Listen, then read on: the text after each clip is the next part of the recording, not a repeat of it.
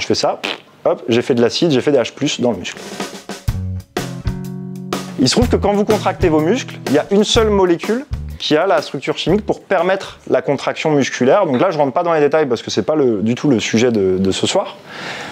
Mais il y a une seule molécule, en gros, qui va être capable de rapprocher les fibres musculaires pour faire une contraction. Et cette molécule, c'est ce qu'on appelle l'adénosine triphosphate. L'ATP vous donne l'énergie chimique qui va être convertie en énergie mécanique, donc c'est un convertisseur d'énergie. Si par exemple vous prenez votre téléphone, quand vous utilisez votre téléphone, il y a de l'énergie chimique dans le téléphone, dans la batterie. C'est de l'énergie, c'est des liaisons chimiques, en quelque sorte, quand vous l'utilisez, qui est convertie en énergie électrique. Donc votre smartphone, il fonctionne.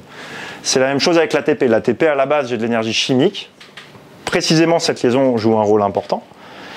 Et quand vous contractez, elle fait une réaction qui est écrite là, qui permet de libérer de l'énergie qui va être convertie en énergie mécanique. Et donc, l'énergie mécanique, c'est du mouvement.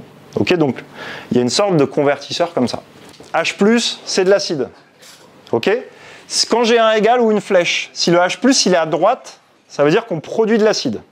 La réaction chimique produit de l'acide. Si le H+, il est à gauche, ça veut dire que la réaction consomme de l'acide. Si je produis de l'acide, c'est acidifiant. Le pH sanguin ou le pH musculaire diminue. Si je consomme de l'acide, c'est l'inverse d'acidifiant. Ça s'appelle alcalinisant. Ok, très bien. Ça, vous le retenez, c'est super important. Donc ici, ça veut dire que la contraction musculaire elle-même est acidifiante. Quand je fais ça, hop, j'ai fait de l'acide, j'ai fait des H+ dans le muscle. Et donc on a une deuxième question. L'ATP, si c'est elle, en fait, la vraie forme d'énergie, là, c'est vraiment la molécule énergétique pour la contraction musculaire, pourquoi on ne stocke pas tout directement sous forme d'ATP? Et bien regardez, vous vous rappelez de mon tableau avec les calories, etc. On a dit que les protéines, c'était 4 kcal par gramme, glucides 4, lipides 9, ATP 0,015. Ça veut dire que dans 1 gramme d'ATP, il n'y a que dalle d'énergie. Ça va peser super lourd. En gros, vous prenez un gilet de lesté qui fait à peu près votre poids.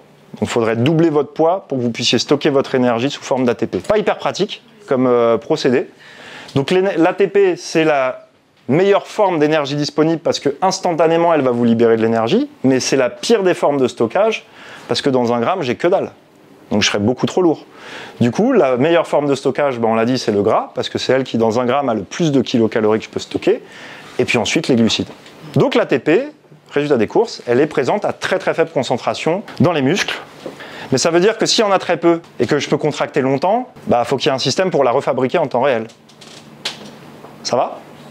Et en fait, depuis tout à l'heure, je vous bassine avec les glucides, les lipides, etc. Mais c'est pas eux qui donnent l'énergie. En fait, depuis tout à l'heure, j'ai un peu arnaqué. Les lipides et les glucides donnent l'énergie pour resynthétiser de l'ATP en temps réel à chaque fois que vous contractez. Donc j'avais sauté une étape. C'était volontaire pour que vous ayez déjà intégré que les vrais carburants que vous stockez, c'est les lipides, les glucides, mais en fait, entre les deux, l'intermédiaire, c'est l'ATP. Donc elle est utilisée et rechargée en même temps, en permanence. Si bien qu'au final, même quand vous faites un effort hyper intense, la concentration d'ATP, elle bouge pas vraiment.